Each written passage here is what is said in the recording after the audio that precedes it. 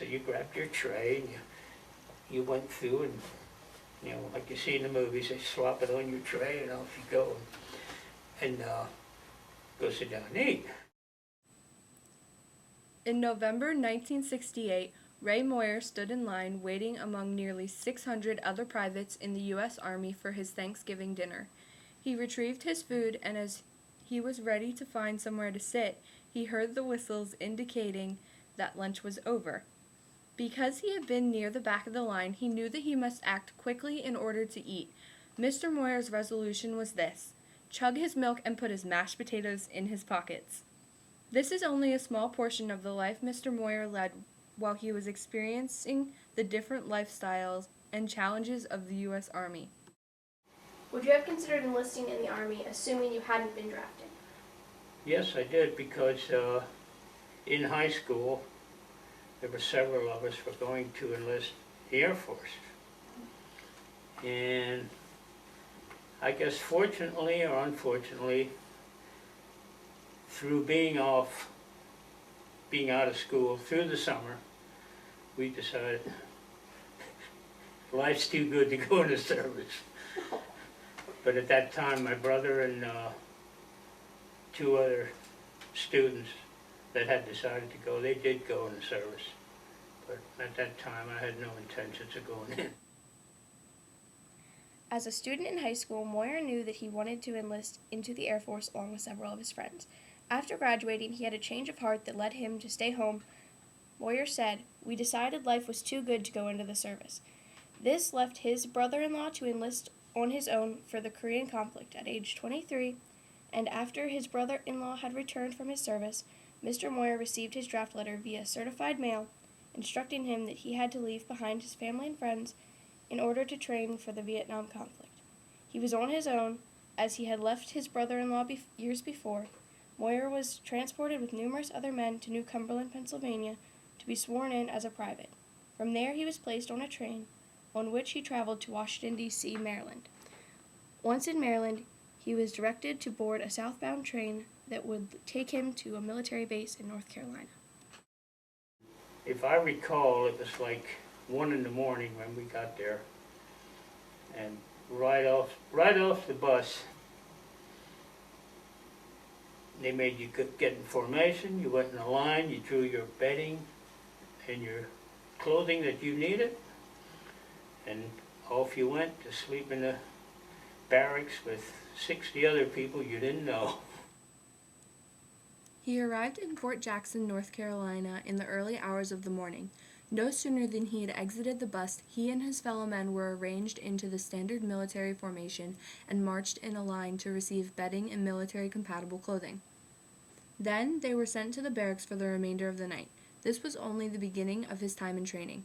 Over a course of weeks spent at Fort Jackson, he received training that was basic and required of every soldier. When he completed this level of training, he was then sent to Fort Ord in California to undergo an advanced level of training that was specific to certain units of the Army. Moyer was assigned to the Mechanized Infantry Unit, which dealt with heavily armed military vehicles such as tanks and highly destructive ammunition for these vehicles. He said, "I went to Fort Ord in California, which was advanced infantry training in Vietnam. I called it jungle training, which was basically what it was. They'd more or less had villages set up like was in Vietnam, and you went through all the mishaps you'd run into over there as far as the way the guerrilla warfare and the jungle warfare was."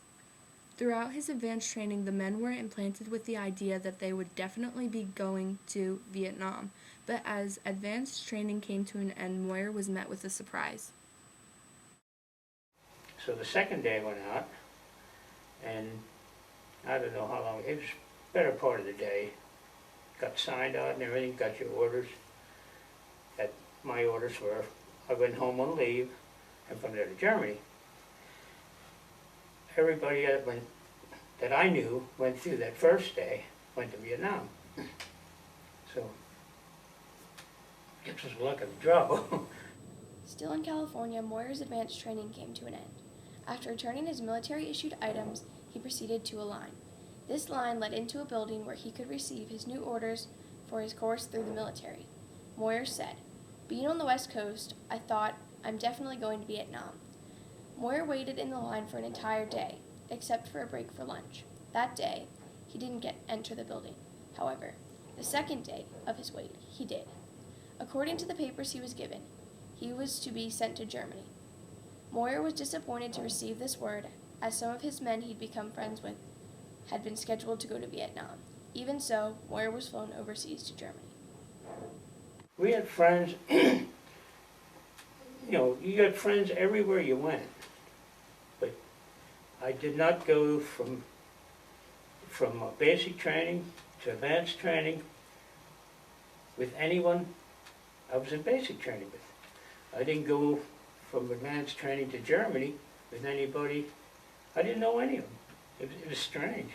You think out of all that many people, you have to cross paths somewhere. But Upon his arrival in Germany, Moyer was transported to a small countryside town called Kirchgons, where his military base resided. The base, Eierskasern, became his home for the next 19 months. During these 19 months, Moyer spent the majority of his time preparing for field exercises and completing them. Field exercises consisted of living in tents and small camps made up in the fields surrounding the base and surviving as though the men were part of the combat and survival in Vietnam. Field exercises would last for 60 days and could begin at any time. Moyer spent many holidays in the fields. Some of these holidays may have included Thanksgiving, Christmas, and Easter. Dedicated as he was promoted to Sergeant E5 status during his time in Germany. Moyer stated during an interview, "We were in the field for most of the holidays. Out on the field. Yeah, so you spent it with the people you were with." Though he was in the field for these holidays, Moyer spent them in good company. He made friends with the people in his unit and some in other units. He spent the time in good spirits with them, though he knew they could be gone the next day. it was like get together when you were off, you didn't.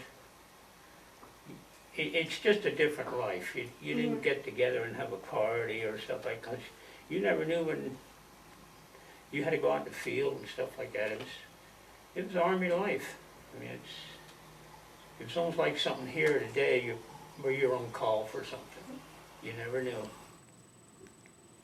I guess that the number one thing was that, all of a sudden, you're just away from everybody. It's a shock, though you know right off the bat, and I guess that made it bad. You didn't have a say in it. It was, you were going. Moyer confided on the drafting. During his stay in Germany, Moyer kept in touch with his family in the United States as well as he could. At $3 per phone call, though, he found it difficult to do that. He wrote letters occasionally, but not often due to the time constrictions he was faced with. The few moments that Moyer was rewarded with contact from his family paid off in the end, as it fended off the homesickness he was facing. This homesickness stayed with him until he returned home.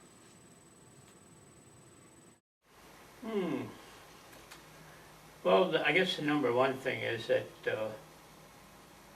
all of a sudden, you just away from everybody. You left everybody behind.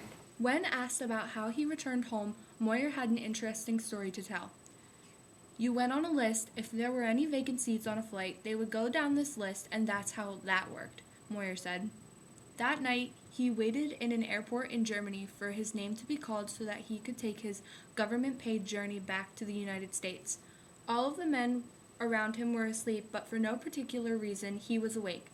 The attendant began calling 2 names at a time for seats that were available on the plane at the moment. When no one responded, the attendant read down the list before opening the seats to any 2 persons wanting to travel to the United States. Having been one of the very few who were awake, Moyer took this as his cue to leave. He gathered his things, went to the boarding gate, and from there boarded the plane. The plane landed in New Jersey, and Moyer knew that from that point forward, finding a way home was his responsibility. I guess in a way people looked up to you because you did go fulfill your obligation. Some people didn't. And I don't know, it was, life almost went back to normal. But I think people, in a way, did look up to you. Moyer returned home from Germany and went back to his daily life. He was welcomed home by his family and friends, and also by his community. which was a difference from how other Vietnam soldiers were greeted. He returned to his job for the time being until he received a notice that instructed him to travel to Campton, New York for a 2-week-long reserve summer camp.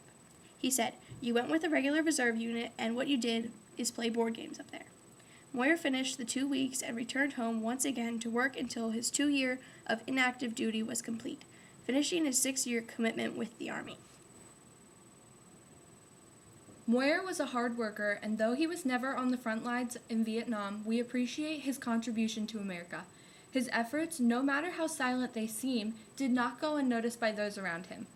We appreciate his dedication and thank him for all he has done to keep this nation great in a time of crisis.